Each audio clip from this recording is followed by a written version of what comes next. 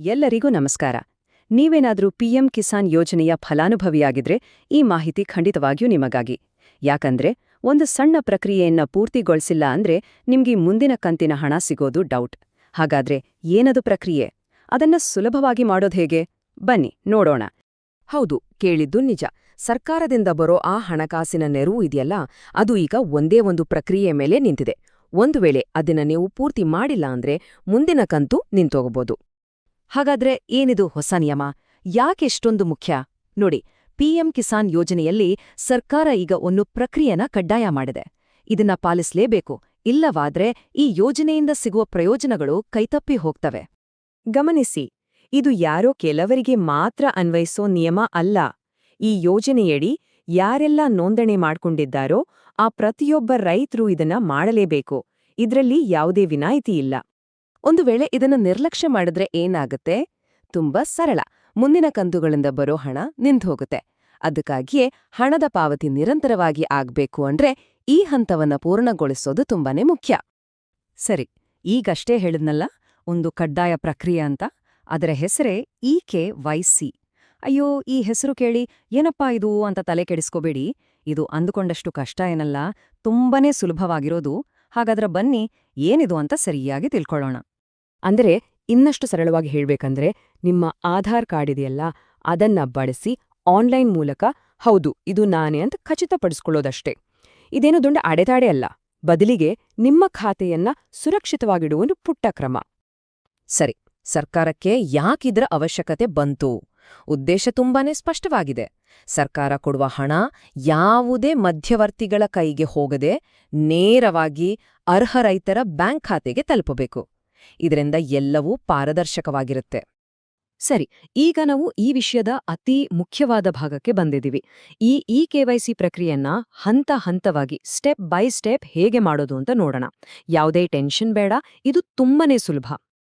Okay, ಈ ಕೆಲಸ ಶುರು ಮಾಡೋಕ್ಕೂ ಮುಂಚೆ ನಿಮ್ಮ ಹತ್ರ ಈ 2 ವಸ್ತುಗಳು ಸಿದ್ಧವಾಗಿರ್ಬೇಕು. ಒಂದು, ನಿಮ್ಮ 12 ಅಂಕಿಯ ಆಧಾರ್ ನಂಬರ್. ಇನ್ನೊಂದು, ಆ ಆಧಾರ್ ಕಾರ್ಡ್ಗೆ ನೀವು ಯಾವ ಮೊಬೈಲ್ ನಂಬರ್ ಕೊಟ್ಟಿದ್ದೀರೋ ಆ ಫೋನ್ ನಿಮ್ಮ ಕೈಯಲ್ಲಿರ್ಬೇಕು. ಇಲ್ಲಿ ಒಂದು ತುಂಬಾನೇ ಮುಖ್ಯವಾದ ವಿಷಯವನ್ನ ಗಮನದಲ್ಲಿಟ್ಕೊಳ್ಳಿ. ಇ-ಕೆ-ವೈ-ಸಿ ಮಾಡೋದಕ್ಕೆ ಸರ್ಕಾರದ ಅಧಿಕೃತ ವೆಬ್ಸೈಟ್ ಅಂದ್ರೆ pmkisan.gov.in ಇದನ್ನ ಮಾತ್ರನೇ ಬಳಸಬೇಕು. ಯಾಕಂದ್ರೆ ಬೇರೆ ಯಾವುದೇ ನಕಲಿ ವೆಬ್ಸೈಟ್ಗಳಿಗೆ ಹೋದ್ರೆ ನಿಮ್ಮ ಮಾಹಿತಿ ದುರುಪಯೋಗ ಆಗೋ ಸಾಧ್ಯತೆ ಇರತ್ತೆ. ಸೊ ಜಾಗೃತೆಯಿಂದಿರಿ. ನೋಡಿ, ಪ್ರಕ್ರಿಯೆ ತುಂಬಾ ಸರಳ. ಮೊದಲನೇದಾಗಿ pmkisan.gov.in ವೆಬ್ಸೈಟ್ಗೆ ಹೋಗಿ ಅಲ್ಲಿ ಕಾಣೋ ಇ-ಕೆ-ವೈ-ಸಿ ಅನ್ನೋ ಆಯ್ಕೆ ಮೇಲೆ ಕ್ಲಿಕ್ ಮಾಡಿ. ಆಮೇಲೆ ನಿಮ್ಮ ಆಧಾರ್ ನಂಬರ್ ಹಾಕಿ ಸರ್ಚ್ ಅಂತ ಕೊಡಿ.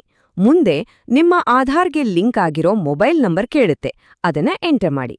ತಕ್ಷಣ ನಿಮ್ಮ ಮೊಬೈಲ್ಗೆ ಒಂದು OTP ಬರುತ್ತೆ. ಆ OTPಯನ್ನ ಅಲ್ಲಿ ಹಾಕಿ ಸಬ್ಮಿಟ್ ಮಾಡಿದ ತಕ್ಷಣ ಮುಗಿತು, ನಿಮ್ಮ ಇ-ಕೆ-ವೈ-ಸಿ ಪೂರ್ಣಗೊಂಡ ಹಾಗೆ. ಸರಿ, ಇ-ಕೆ-ವೈ-ಸಿ ಮಾಡಿ ಸಬ್ಮಿಟ್ ಅಂತ ಕೊಟ್ಟ ಮೇಲೆ ನಮ್ಮ ಕೆಲಸ ಮುಗಿತು ಅಂತ ಸುಮ್ನಾಗ್ಬಾರ್ದು. ನಾವು ಮಾಡಿರೋದು ಸರಿಯಾಗಿ ಆಗಿದೆಯಾ ಇಲ್ವಾ ಅಂತ ಒಂದು ಸಲ ಚೆಕ್ ಮಾಡ್ಕೊಳ್ಳೋದು ತುಂಬಾನೇ ಮುಖ್ಯ. ಅದನ್ನ ಹೇಗೆ ಮಾಡೋದು ಅಂತ ಈಗ ನೋಡೋಣ. ನೀವು ಇ-ಕೆ-ವೈ-ಸಿ ಮಾಡಿದ ನಂತರ ಅದೇ ವೆಬ್ಸೈಟ್ನ ಮುಖಪುಟದಲ್ಲಿರೋ ಬೆನಿಫಿಷರಿ ಸ್ಟೇಟಸ್ ಅಥವಾ ಫಲಾನುಭವಿ ಸ್ಟೇಟಸ್ ಅಂತ ಒಂದು ಲಿಂಕ್ ಇರುತ್ತೆ. ಅದರ ಮೇಲೆ ಕ್ಲಿಕ್ ಮಾಡಿ. ಅಲ್ಲಿ ನಿಮ್ಮ ವಿವರಗಳನ್ನ ಕೊಟ್ಟಾಗ ನಿಮ್ಮ ಇ-ಕೆ-ವೈ-ಸಿ ಯಶಸ್ವಿಯಾಗಿದೆ ಅಂತ ಒಂದು ಸಂದೇಶ ತೋರಿಸುತ್ತೆ. ಅದನ್ನ ನೋಡಿದ ಮೇಲೆ ನಿಮಿಗೊಂದ ಸಮಾಧಾನ ಸಿಗುತ್ತೆ. ಹಾಗಾದ್ರೆ ಇಷ್ಟೆಲ್ಲ ನೋಡಿದ್ವಲ್ಲ, ಇದರ ಕೊನೆಯ ಮಾತೇನು? ಈ ಒಂದು ಸಣ್ಣ ಕೆಲಸ ಮಾಡೋದ್ರಿಂದ ನಿಮ್ಮ ಹಣಕಾಸಿನ ನೆರವನ್ನ ಹೇಗೆ ಸುರಕ್ಷಿತವಾಗಿ ಇಟ್ಕೊಳ್ಬಹುದು ಅಂತ ಅಂತಿಮವಾಗಿ ನೋಡೋಣ. ಒಂದು ವಿಷಯ ನೆನ್ಪಿಡಿ, ಈ ಇ-ಕೆ-ವೈ-ಸಿ ಮಾಡಿಸೋದು ಸರ್ಕಾರದ ಒಂದು ನಿಯಮ ಅಷ್ಟೇ ಅಲ್ಲ.